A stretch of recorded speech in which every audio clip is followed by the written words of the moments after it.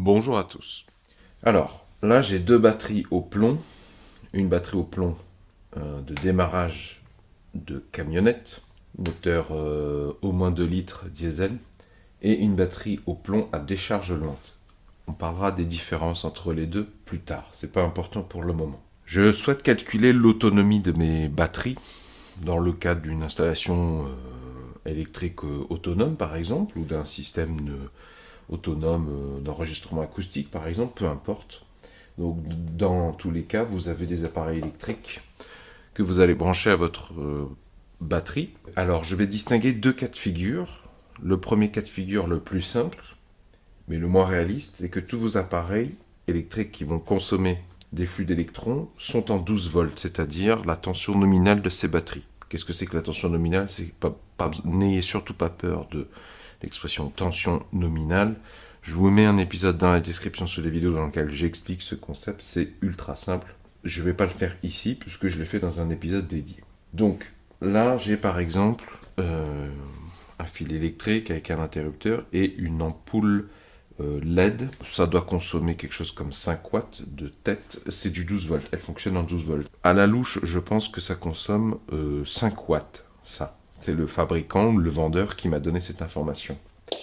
Ici, donc, j'ai un ventilateur d'ordinateur que j'ai récupéré parce qu'il y a plusieurs composants dans un ordinateur, une tour de PC, une tour d'ordinateur, qui fonctionne en 12 volts. Il y en a d'autres en 9 volts, d'autres en 5 volts, bon bref. Celui-là, c'est en 12 volts. Ça peut être sympa d'avoir un petit ventilateur d'appoint. Je peux le brancher directement aux bornes de ma batterie. Comme c'est du 12 volts, ça fonctionne. Je ne sais pas combien ça consomme d'électricité. Je vais dire 10 watts.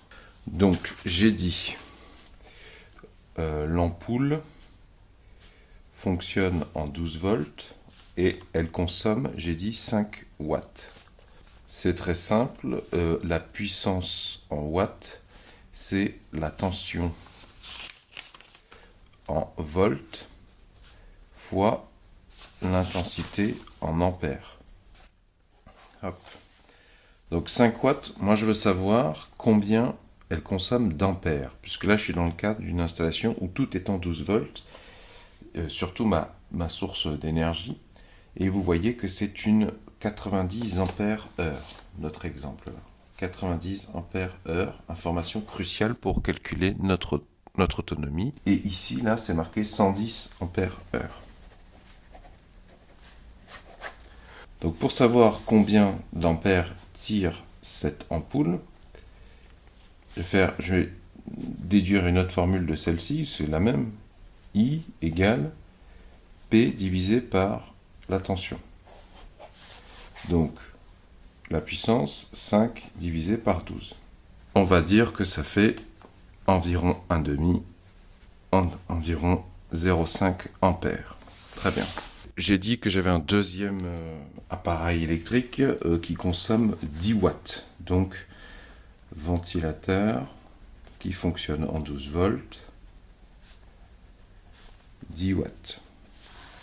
Bah, même chose, l'intensité, ça va être la puissance divisée par la tension, 10 divisé par 12, allez, on va dire environ 1 ampère. Donc, dans un deuxième temps, je vais additionner les deux ampérages là.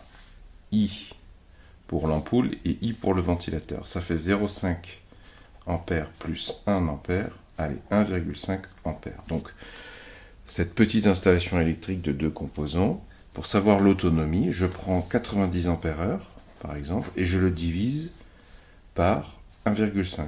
Ça va me donner un résultat en heures d'autonomie. Et 90 divisé par 1,5, ça fait 60. Vous voyez, il suffit de diviser les ampères-heure par le nombre d'ampères que tire votre installation en additionnant le nombre d'ampères que chaque composant tire. Et ensuite, vous faites la division. Des ampères-heure divisé par des ampères, ça vous donne des heures. Alors attention, si vous trouvez un chiffre à virgule, par exemple 7,5, dans un autre exemple, 7,5, c'est pas 7 heures et 50 minutes. C'est 7 heures et 30 minutes. Là, c'est bien des heures. Alors là, le seul problème, c'est que l'exemple que je viens de vous donner, C'est un exemple ultra simplifié où tout est en 12 volts. Dans la réalité, par exemple, un ordinateur, c'est du 19 volts. Et en plus, il a la notion de courant continu, courant alternatif. Une batterie ne produit que du courant continu. Dans votre installation, vous aurez peut-être des composants qui fonctionnent avec un courant continu, mais d'autres qui ont besoin d'un courant alternatif. Donc, dans la deuxième vidéo, nous allons maintenant parler d'une méthode plus générale pour calculer l'autonomie de votre système quand vous utilisez une batterie 12 volts, mais pas que des composants 12 volts, avec des composants 19 volts courant continu, un ordinateur par exemple, ou du 5 volts courant continu, ou des appareils qui consomment du 230 volts alternatif. Donc je vous mets cet épisode dans la description sous la vidéo. Et maintenant parlons de la différence entre batterie de démarrage et batterie à décharge lente. Ce sont toutes les deux des batteries au plomb, celle-là de 90 ampères-heure, celle-là de 110 ampères-heure, mais elles ont été conçues dans des objectifs différents. Celle-ci, c'est une batterie au plomb dont on attend d'elle qu'elle produise beaucoup de puissance, le plus de puissance possible pendant un petit intervalle de temps, puisqu'on veut qu'elle fasse tourner ce qu'on appelle le volant moteur sur un moteur 2 litres diesel d'un véhicule d'environ 2 tonnes, assez volumineux, assez gros. On veut qu'elle le fasse tourner suffisamment rapidement pendant un petit intervalle de temps. On n'a pas besoin qu'elle le fasse pendant longtemps, juste le temps de faire démarrer le moteur qui, à partir du moment où il y a eu début de combustion suffisamment bien synchronisé, commence à tirer sur sa réserve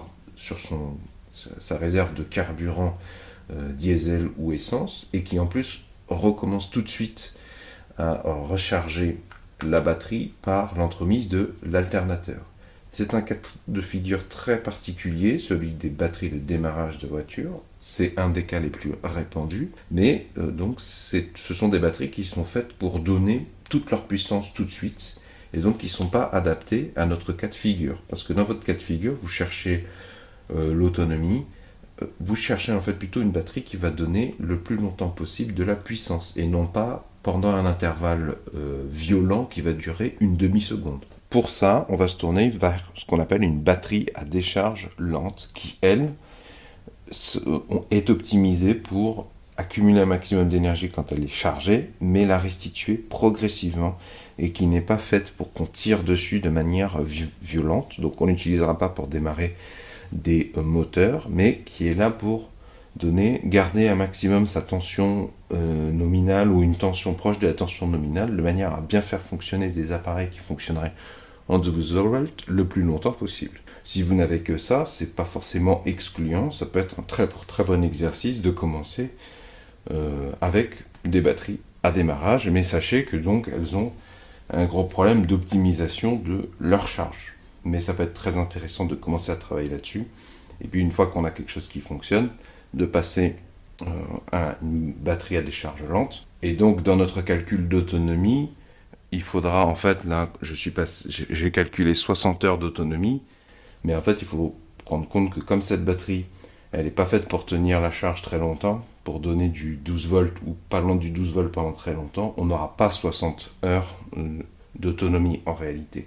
On aura moins. Tandis que le calcul, si je fais 110 divisé par 1,5, de la même manière que quand j'ai fait 90 divisé par 1,5, ça va me donner un résultat en heures qui sera beaucoup plus fiable, beaucoup plus proche de la réalité que dans le cas de la batterie de démarrage. Si vous avez apprécié ce sujet, pouvez-vous mettre un pouce vers le haut, s'il vous plaît, pouvez-vous mettre un j'aime. Si vous aimez les solutions aux milliers de problèmes de la vie quotidienne, eh bien, je vous invite à vous abonner à la présente chaîne YouTube. Vont s'afficher à l'écran un rond et un rectangle. Le rond, vous cliquez dessus, ça vous abonne gratuitement à la présente chaîne YouTube.